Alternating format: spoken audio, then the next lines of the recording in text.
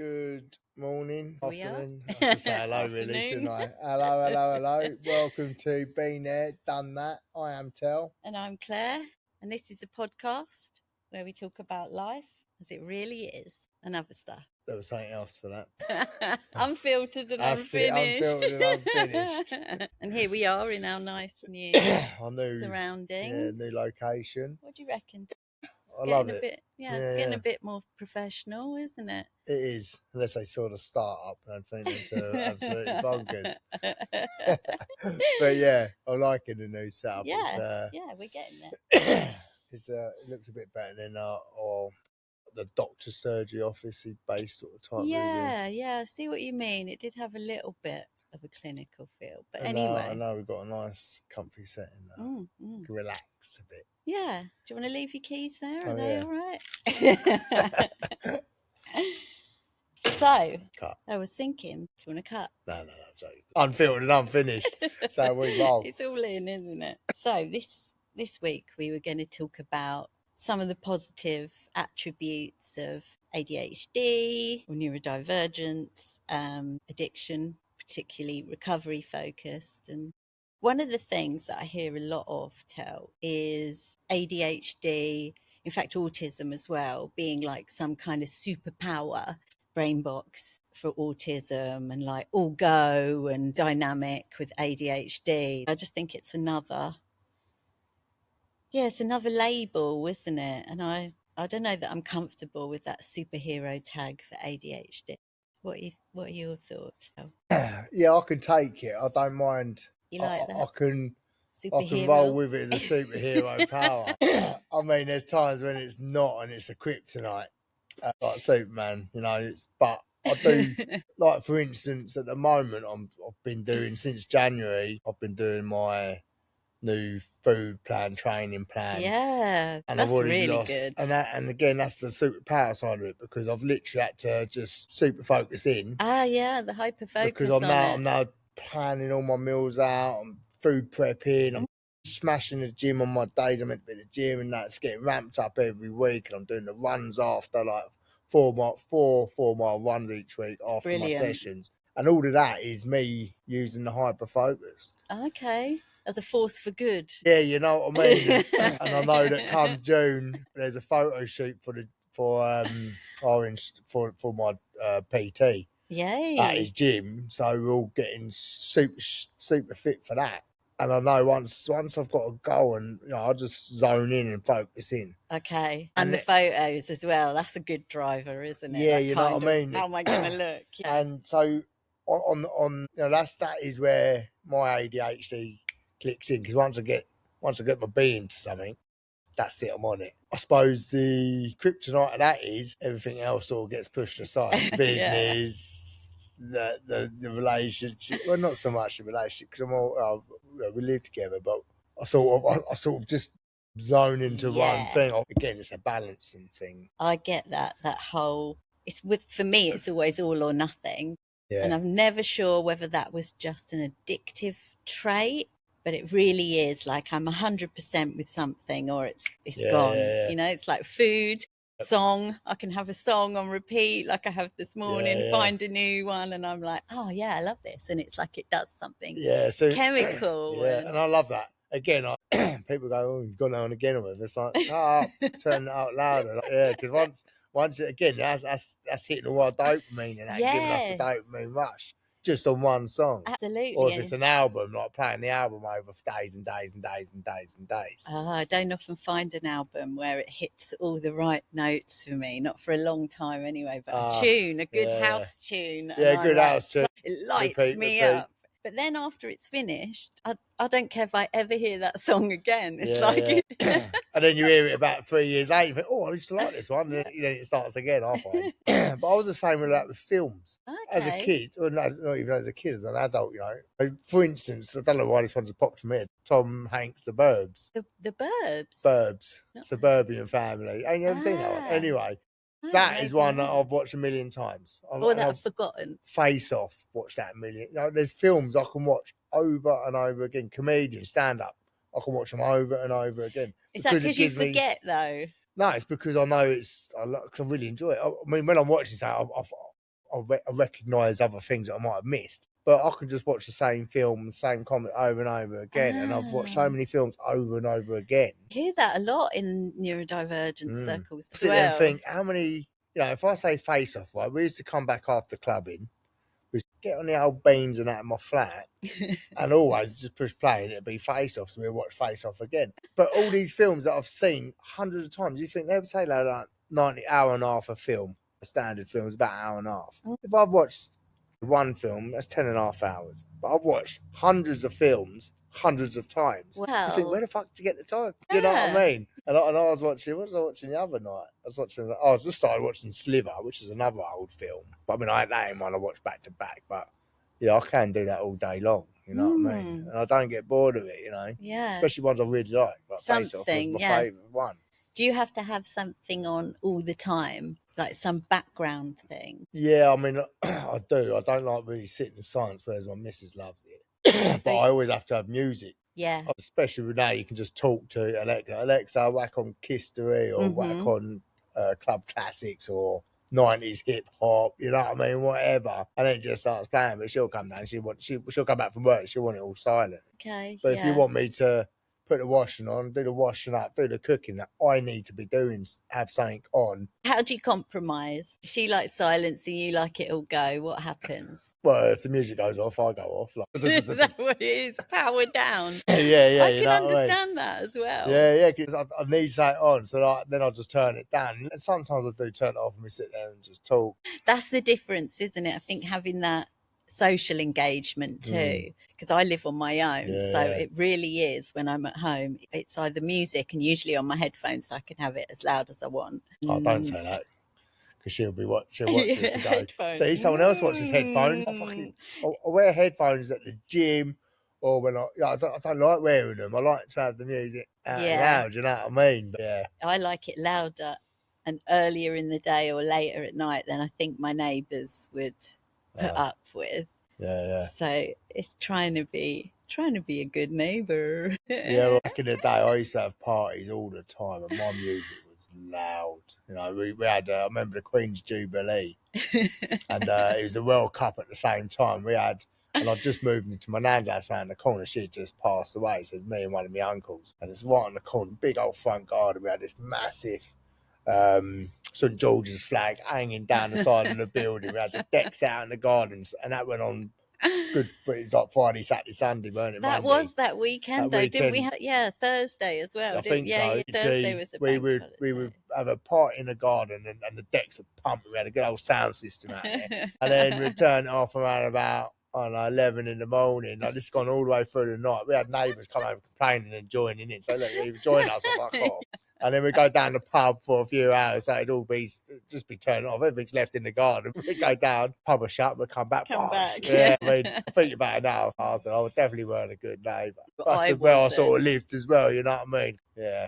I wonder sometimes if I've gone a little bit too far the other way, but not too good. Yeah, moaning at my other neighbours. Moaning. Yeah. See, this is what I can't do. I get the right zig because they are really sometimes antisocial. Yeah, right. You can hear parties going off because where I live now in New Malden, you got especially in the summertime, you can hear.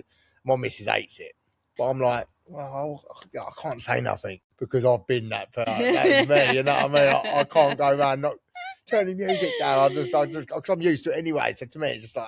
But she struggles to get asleep to that sort of stuff. I mean, I struggle to sleep anyway. But yeah, I can't bring myself going. Could you turn your music down, please? You know what I mean? Oh, I get a little bit righteous. Yeah, I don't because I've done it. Headphones and stuff like that, like for years, and I feel like what did that just ping? It's on Do Not Disturb. It's on airplane mode. How does that work? How is it still ping dinging, Tal? I don't get it. Anyway, unfiltered and completely unfinished always. That's another thing. Finishing. I find it hard too, because to me that then says that I'm what's that word? Hypocrite. You know what I mean? And I think of all the times I had old people down my road moaning at us for playing rounders in the street as kids and things like that. And I thought I could never be that person. You know what I mean? Yeah, that's a bit different though, isn't it? Rounders in the street and no, but I think like now a lot of stuff. Like you'll have kids in the park opposite us. The reason I was saying that's because you have the kids in the park opposite us as well, Right. at night and things like that. And I think, well, I used to do that as well. Yeah, you know, definitely. I can't say, look, you know, it's just one of them It's a things. bit. We're located. No, this is like 1 o'clock in the morning. Thing. Yeah. Where I suppose you could, but I just know that I've been there, I've done that, and I live. You know what I mean? I bought the house opposite a park. You know what I mean? And I used to say that about people down the pub when they used to moan about the pub. Yeah. I think, well, you Why bought a have house you? right next to the pub. You know what I mean? Like, don't complain about Yeah. it. So that's me. I'm one of them. Let him get on with it. You know It's a what I nice mean? way to think. I do try and live and let live with lots of things. I feel like driving, I've got really good at, not always, of course, I'm no angel on the road, but so much better in terms of letting it go, not Yeah. taking it personally, letting people rush or push in, allowing them to have their journey, their story, and being like, okay, that person's in a rush, I'll let them go. Yeah, Instead of like, you're trying to push in and I'm not going to let you and all that, you know. yeah, well, it's for the same thing because I used to sit. Now I'm just like, I've done that. I've cut people up myself. But then yesterday or the day before, I was on the phone to Jack, and I'd pulled out of the roundabout. It's only a small roundabout, and the bloke. It was my fault I pulled out, but at the same time, it should be 20 mile an hour, and the bloke's going about 40. So I was like, and I lost my shit because I was like, even though I'd done the. Then he said, I was like, you fucking what you got? And my brother's on the loudspeaker. I'm like, yeah, sorry, calm down, Terry. You know what I mean? I was ready to think, it was my fault I pulled out. But at the same time, if he wasn't doing 40 mile an hour, yeah, exactly. I didn't see him till late anyway. Justification always. Yeah. It's like, well, if you weren't, I would not. But generally speaking, I am one of them ones now. I'll just go, you know, or when they don't say thank you and that. Pedestrians too. Yeah. And I used to sit there and go, oh. Now I just think, you know, why do you need to say thanks to me anyway? It's you know hard what I mean? not to be passive aggressive, isn't it? When you hold the door deliberately and people are walking through and there's no. Yeah. And that's when I just go, or smile, love might never happen. Thanks, I'll stand here all day and all that sort of stuff. Now I just think, well, you don't know, her dad might have just been killed or something like that. You know what I mean? Probably say not as dad, they're just ignorant It's forgetting bastards, our choice as well. It's our choice to do stuff. I decide to hold the door and then get the hump when I'm not recognised for this magnanimous act. But I generally, when I open up the door, I end up standing there for about 5 minutes. That's what I mean. Or if I'm walking around busy high streets, it's always me that seems to be moving out of the way. Isn't that strange? And I just think if I don't move, we're going to crash into each other. But then I also know that obviously we're being ADHD, we're a million miles an hour. So we're like, yeah. Whereas if you're walking at a nice, I don't know what a nice slow pace is. I'm always like, I'll move. I'm always stomping around. I have to think to myself, where are you in a hurry to? You know, marching about. And that's what I like as well, that saying, isn't it? You know, if you're, like, especially when you're in traffic or whatever, it's like, you're being slowed down for a reason. Yeah, I like that. When I remember that, I'm like, I'm just going to slow down. Yeah. Enjoy sitting in traffic. Just so I can try and get something, because you know, when I ain't sitting in traffic, I'm speeding. When I ain't in the car, I'm rushing. You know what I mean? So sometimes it's just nice just to think, all right, well, I can't do anything. I can't get anywhere. It's just relax a bit. And it's also, I heard quite a few years ago, and this does come back to me, is that you're getting the hump with traffic, but you are traffic. You're as much part of this situation as everybody else, you know, and it's like huffing and puffing at people. But you're, you know, I'm part of the problem. You know, I'm sitting in all the traffic, you know. It's all those bits, isn't it? It's like separating self from others. I don't know where the superpower buggered off to, but that's all. No, maybe our superpower is... That's how our conversations are going to go, you know. They do flitter about all over the place. But again, I think on the superpower side of it, I mean, I'm very outgoing and always have been. I can always talk to people and that. And I know that ain't just an ADHD thing. I mean, you know, you get, you know, norms like that as well. You're extrovert. Yeah, I'm very extrovert. Okay. You know what I mean? Because I can go into any, you know, I can go into business meetings where I don't know anybody, and as soon as I'm in, hello, blah, blah, blah, blah, blah, blah. And I know that's it is nice. My ADHD that's powering me through. And sometimes I don't even want to go, but as soon as I go in, I can just put a mask on and talk and have that sort of, that, what's that, flair about me, I suppose. Yeah, it is. You've got you character. Know what I mean? That's it. And I know all that is, you know, because ADHD is very much a part of me. And I think if I didn't have that, I'd be the opposite. I wonder if you would. Because there is times when, obviously, the downside of the ADHD is when you have the burnouts and that. Yeah. And that's when I can't face anybody. and I might cancel the meetings. You know what I mean? So Would you ever show up at kind of half I have of done loads of times. right? Because I never ever And see you like that. I've never yeah, seen but you at again, half speed even and if I'm half. at half speed, I'm You're still masking. yeah, and then Okay. sometimes I just can't wait to get away from somewhere or something. You know what I mean? Yeah. And once I'm out of there, but a lot of times, you know, if I'm doing service at a meeting, I've got to run a meeting. Yeah, I might, you know, because I know I've got to be there. You're so reliable as well. Yeah, but I suppose that is again the superpower. No, I don't know if that's the superpower. I don't know, because I'm just, you know, like I say, it's all or nothing. I find it hard to sustain that again because of the burnout. Yeah. And I feel like, yeah, something amazing about having ADHD and mental health is that when I get up from the burnout, I'm on all systems firing. Like I feel like I'm just coming out of quite a long period of not feeling myself, you know, like a couple of months nearly. And, you know, and I haven't gone down really low where it's completely immobilized me. But I have felt a low energy. Yeah, it's a little bit more tolerance and not quite so spiky. But when I come out, it is like doing all it's of like that shedding, time. It's like shedding the skin, isn't it? Yeah, and get all like fired up and go. Down. But it's not learning from that. Instead of going 100 miles an hour and repeating the whole process. You're right there. Yeah. Do you need to stop? Yeah. No, it's fine. All right, it's behaving. And yeah, and then burning myself out again, you know, going 100 miles an hour, just repeating the whole. Yeah, I mean, burnout is real, isn't it? I mean, I'm sure every viewer, or certainly everyone, I mean, anyone can burn out again. Yeah, I think it's a sign of the times, isn't it? Yeah. Especially since COVID. When a lot you of talk people about putting 100% in, it's because when we are putting everything into. And that is, you know, it's not like you're putting a bit in here and a bit over there and a bit over there. It's all in. It's like something lights up, though. How strange, because even my interests in things, all the different things that excite me then, you know, I'm down all these different things and I feel like I'm literally firing all cylinders and I'm feeling unstoppable. And the bad side is like feeling like then I'm constantly going to be like that and I'm signing myself up and I'm committing everywhere and I'm saying yes to people and I've got all these things on the go that I think, because time blindness is another thing, isn't it? I think I'm going to achieve all of these things, so I'm constantly like, and then I'm exhausted. It's hard finding that balance, but I feel that with addiction as well, I've always been a very all or nothing. 100%.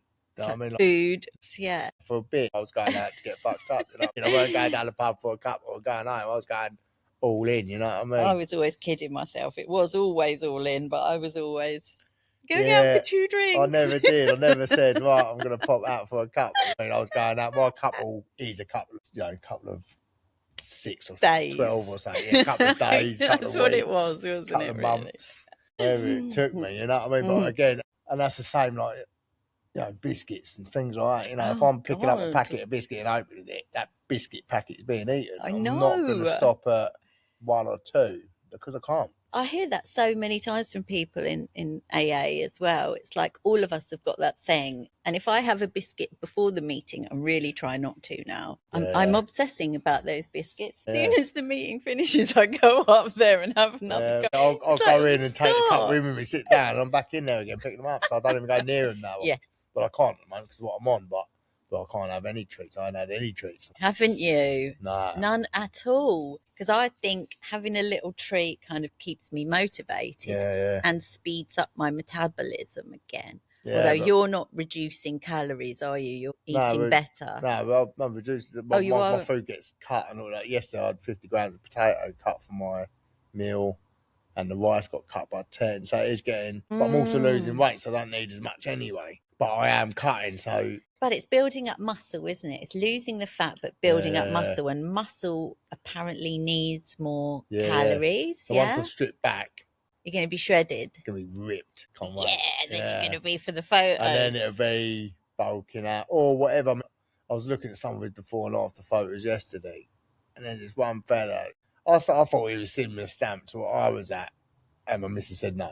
So I was obviously bigger than this. But he broke it to you gently. Within 18 weeks, he was like solid. And I was like, because by the time I do the photo shoot, it's going to be 22 weeks. Okay. And I've been losing a kilo a week. And where are we now? How I'm many weeks? halfway. I've done 12 weeks and I've lost 12 kilo. That's amazing, though. And then again, it's just been... It's being focused, isn't it? And again, I feel like I swing out, which I have been, and I've been in a massive eating thing. Yeah.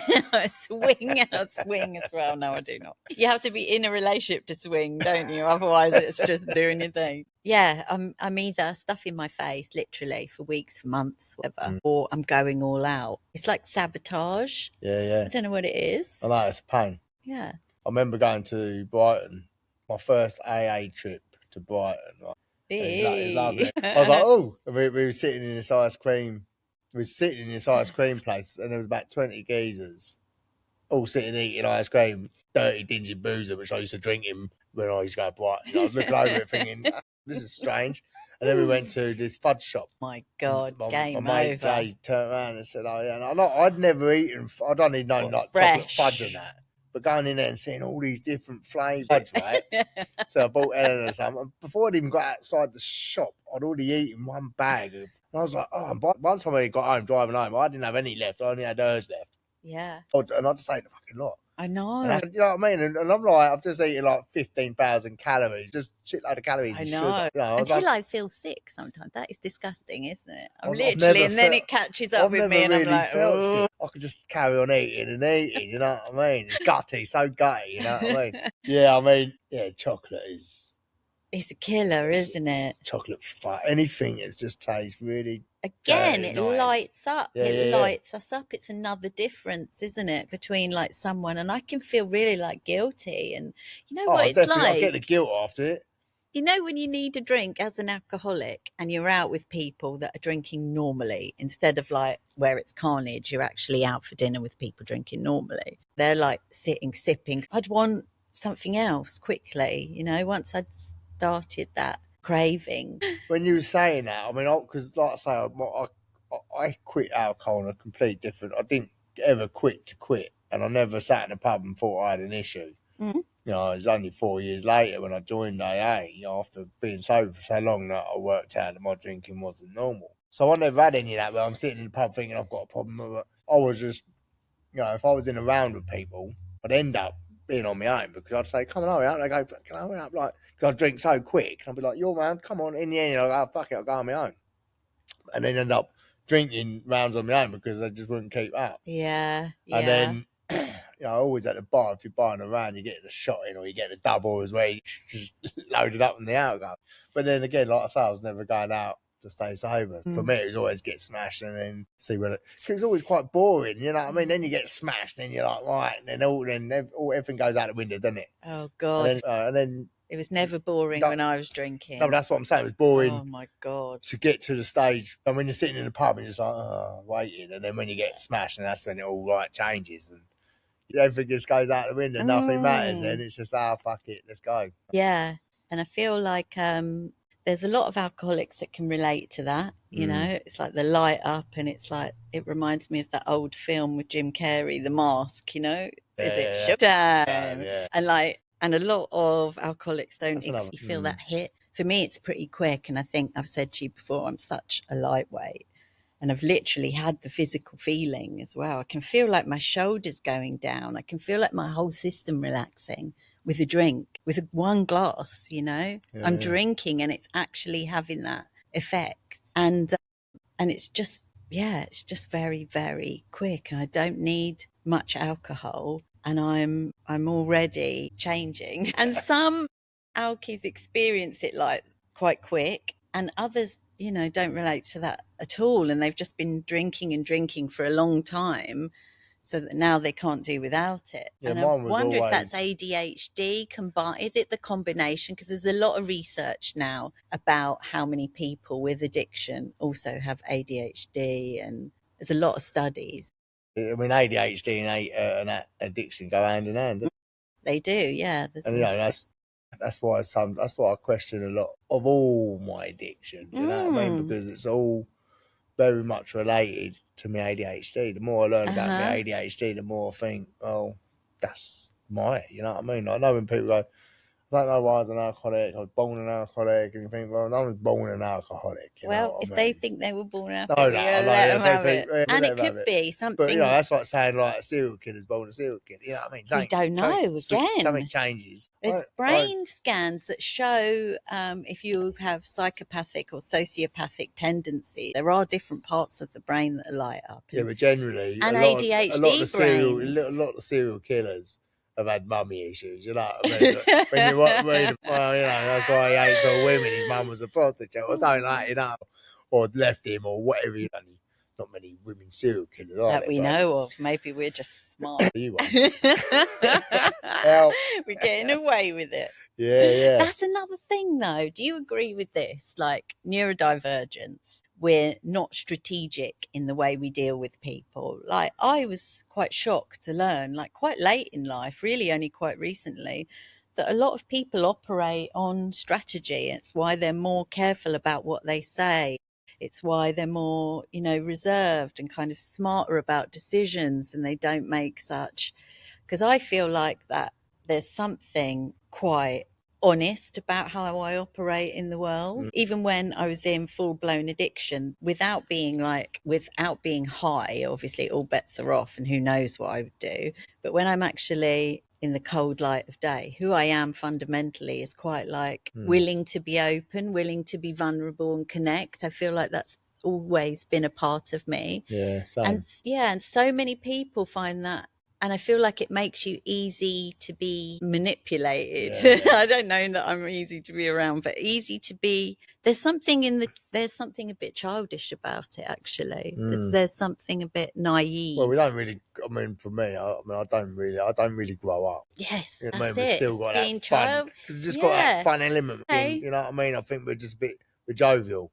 I think you find out a lot of groups. If you look at a lot of groups, the people that are clowning about and after, they're the ones I think that are more neurodiverse. Speak for, because I know my crew, the ones that are always The like that, naughty ones, the yeah, fun yeah, ones. yeah, the fun ones. You know what I mean? I've always been an open book. You know what I mean? I'm learning a bit more now as I get older. I don't need to let everyone know. No. I put everything on Facebook. You know what I mean? It's like a book, open book. And now I don't need to let everybody know what I'm doing or tell everybody. Because it's all on the podcast now. Yeah, anyway. There's your outlet. Yeah, yeah. I feel like I wouldn't describe myself as jovial, but there is definitely a part of me that plays up to people, definitely, particularly in situations where I don't know people very well. But I do try and watch that because it's something I often regret, which is switching on the need to entertain, and I have to be like, well, why has it got to be you that does all the talking? Why has it got to be you that asks the questions? I think there might also be another bit in there, we can't help but not shut up. Yeah, there is a bit of that. But I'm getting better at that. But one of the things, rather than jovial, I think one of the things it gives me is that passion. And I'll bring that excitement into so many things. I'm interested in so many things. And it really, I love that. I'm, enthusiastic and inquisitive, and I'm always asking questions. And again, that can be taken in like I'm trying to catch people out. I found that at university in particular, where you feel like it should be a lot of free thinking and a lot of dissecting ideas. This is not my experience, actually. It is that people can feel quite defensive of me. I'm asking questions, I'm trying to pull stuff apart and I'm bringing stuff together. And I'm like, well, does that mean da da da? And also because I am verbally processing, I've discovered that I really am one of those people. And it bursts out of me, but it does, that excitement. And I think that is that ADHD childish stuff. Once I'm hooked on something, I'm like, yeah, I want to know. Tell me. Yeah. And I feel like some of it also is clarification, because what I discovered as well is that I can be asked a question to do the essay and I'll interpret it slightly different. And I have to really watch that now. And I'm aware of it, but it took me a long time to realize that's what I was doing, interpreting it a little bit more abstract or a little bit more hyper focused, just depending on my perception of it. So there's all these things, but you've got to learn those things about yourself, haven't you? Because we've got our worldview, and you have to realise that everyone's having this experience through a completely different lens. The same experience, but a different experience. Yeah. I ain't even going to remember it either, but about different lenses looking at things different. Yeah. If you change the way you look at something, the you look at will change. And that really worked. But there was something else on top of looking at other people's. I can't remember what it was. It's really good, but I ain't going to remember it. Some of it goes in, doesn't it? The points of it go in, and then it's hard. I find that sometimes with ideas and things, it will go in and I go, aha, and I have my aha moment, but ask me to like properly explain it to someone. And I'm kind of like, I know how it feels in me more than I know how to talk it. And it would take me, like I say, that verbal processing, it will take me a little while to chew through it with somebody. That's it. They say if you teach someone something that you've learnt, you learn it twice. And that's how if I do remember stuff, I'll tell Eleanor about it. Then I learn it again. You know what I mean? You're learning it all over again and seeing different angles. You do a lot of service. Like I say, I always joke with you about being the secretary. You've done loads though. I mean, I feel like for a little while I'd like turn up at a different meeting I'd never been to before, and then you'd be up the front being the secretary. Like, what? Yeah, I have been all over the place, but now I'm like literally, I am taking a little bit of a back seat. What you doing? Checking the time? Have we waffled on forever? I was trying to look at the time. I can't see the time. Yeah, I don't know. 41 minutes. That's all right. Okay. Oh, I know, but it's having the drive, isn't it? I think that's it. Really, is although there's a lot of tough things about having ADHD and addictive personality, whatever. Actually, being that resilient and having the strength to come back swinging all the time. So, in summary, what do you reckon? Superpower? Yeah, I'd still say it's a superpower. Yeah. Because for me, it's who I am, and it's made me where I am today. You know what I mean? And I've got more highs of ADHD than lows. You know what I mean? Even though the lows are pretty shit and it is complicated. At least we can climb out of it. Yeah. Fly out of it. Crash through it all. It does feel like that. It might take a while, but once we're back up and running, we're firing on all cylinders. Well, people, if you've got any questions, we want us anything to talk about, ask about, help us out, comment in, give us some ideas, like and subscribe. Like and subscribe, please. We should really say that at the beginning, in the middle, because if no one gets to the end, they probably won't. It's a long one, this one. Yeah, but that's all right. We can chop bits out, can't we? If I could cut You've out. come this far, that's it. Like and subscribe. Thank you for watching. Back next week with another episode. Thanks, Tel. Peace.